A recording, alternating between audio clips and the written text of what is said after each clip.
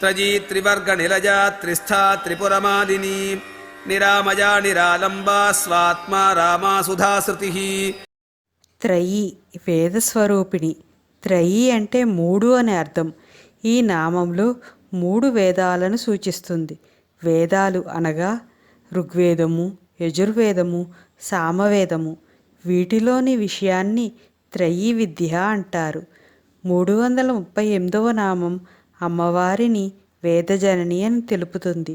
అంటే వేదములకు తల్లి. ఈ నామం ఆమె మూడు వేదాల రూపంలో ఉందని చెబుతుంది.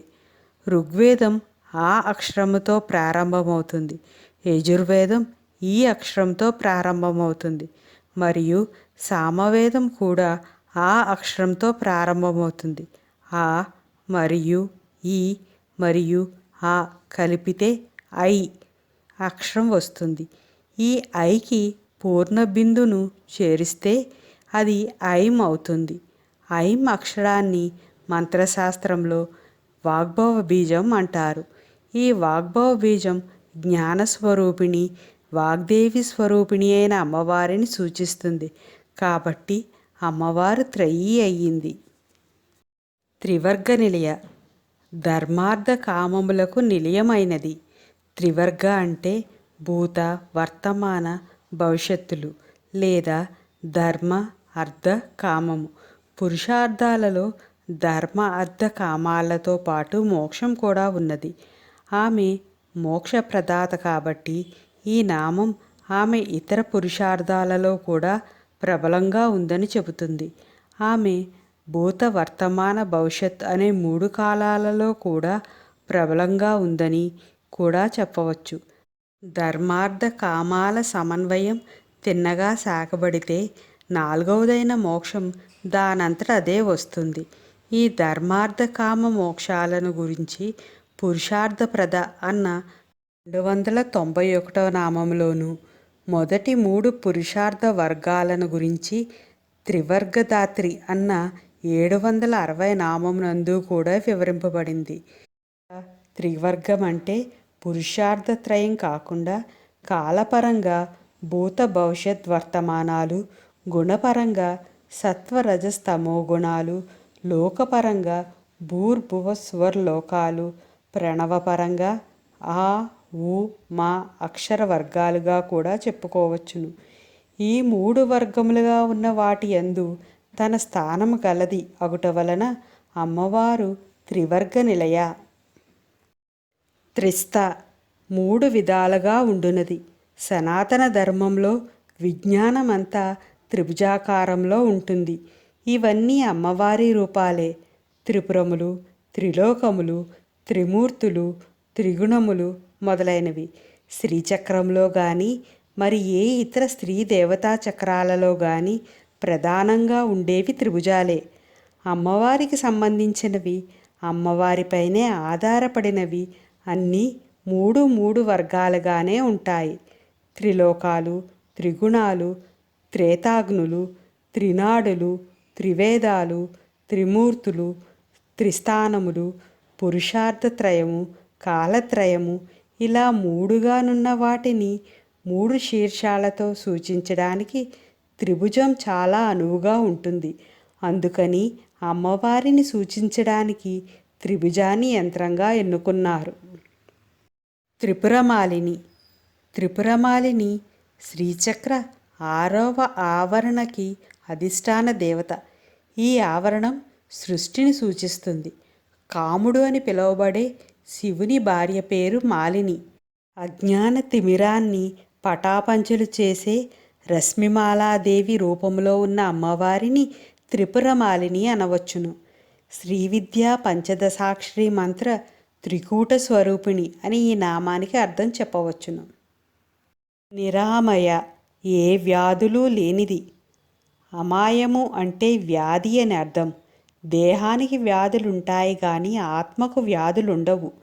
అమ్మవారు ఆత్మస్వరూపిణి కాబట్టి నిరామయ. 551వ నామం సర్వవ్యాధి ప్రశమనిలో సూచించినట్లుగా ఆమె అన్ని వ్యాధులకు నివారణ, అంటే ఆమె అన్ని వ్యాధులను నయం చేస్తుంది అని అర్థం.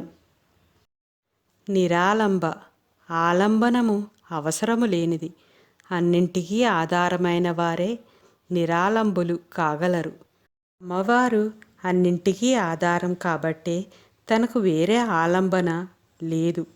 తనకు ఎవరైనా రక్షణగా ఉంటే బాగుండును అని కోరని వాడిని నిరాలంబుడు అనాలి. సృష్టి, స్థితి మరియు లయ కార్యాల కోసం ఆమె వేరే వారిపై ఆధారపడదని ఈ నామం చెబుతుంది. అమ్మవారికి మరియు పరమేశ్వరునికి మధ్య ఎటువంటి తేడా లేనందున ఆమె ఈశ్వరునిపై ఆధారపడదు. స్వాత్మ రామ, స్వ ఆత్మ రామ అని విడదీస్తే తన ఆత్మయందే ఆనందించున్నది అని అర్థం వస్తుంది. కానీ సర్వజీవుల ఆత్మ యొక్క స్వరూపం అమ్మవారే కనుక సర్వజీవుల ఆత్మలయందు విహరించున్నది అని ఈ నామానికి అసలు అర్థం. సృష్టి అమ్మవారి నుండి ఉద్భవించి తిరిగి అమ్మవారిలోనే లీనమవుతుంది. విశ్వం ఆమె మనస్సు నుంచి సృష్టింపబడినందున సర్వజీవుల ఆత్మలయందు అమ్మవారు విహరించును. 665వ నామమైన ఏకాకిని కూడా ఈ విశ్వంలోని అన్ని జీవులు పూర్తిగా ఒంటరిగా ఉన్న బ్రహ్మం యొక్క ప్రతిబింబాలు తప్ప మరొకటి కాదు అని స్పష్టం చేస్తుంది. అన్ని ఆత్మలు ఆ పరబ్రహ్మము నుండి పుట్టి ఆ పరబ్రహ్మమునందే లీనమవుతాయి అని ఈ నామం స్పష్టం చేస్తుంది. సుధాశృతి అమృతమును కురిపించినది. యోగా సాధనా ప్రక్రియలో కుండలినీ శక్తి అనే అమ్మవారు సుషుమ్నా మార్గాన్ని అనుసరించి షట్చక్రాలను ప్రచోదన చేసి బ్రహ్మ, విష్ణు, రుద్రగ్రంథులను విభేదన చేసి చిట్ట చివరకు సహస్రార కమలం చేరుతుంది. ఈ సహస్రార కమల కర్ణిక పూర్తిగా చంద్రమండలమే. ఈ చంద్రమండలం అత్యంత శీతలంగా ఘనస్థితిలో ఉంటుంది. సహజంగా అగ్నితత్వమైన కుండలినీ శక్తి అనే అమ్మవారు ఘనస్థితిలో శీతలంగా ఉండే చంద్రమండలాన్ని చేరగానే ఆ ఘనస్థితి కరిగి ద్రవస్థితి పొందుతుంది. అలా ద్రవస్థితిలోకి వచ్చిన చంద్రుని వెన్నెలనే అమృతం అంటారు.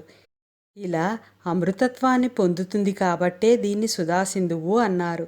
సహస్రారంలో చేరిన అమ్మవారి పాదస్పర్శ వల్లనే ఇవన్నీ జరిగేది. అమ్మవారి పాదస్పర్శ వలన ద్రవించిన అమృతం సహస్రారం నుండి ధారాపాతంగా వర్షింపబడుతుంది. ఈ అమృత వర్షాన్ని సుధాసార అంటారు. ఇలా సుధావర్షాన్ని కురిపించే అమ్మవారికి సుధాశృతి అనే పేరు వచ్చింది. సహస్రారం నుండి కురిసే అమృతధారలో తడిసి తన్మయం చెందుతూ యోగులు అమ్మవారిలో లీనమైపోతారు. ఇక్కడితో జ్ఞాన విద్య సమాప్తం.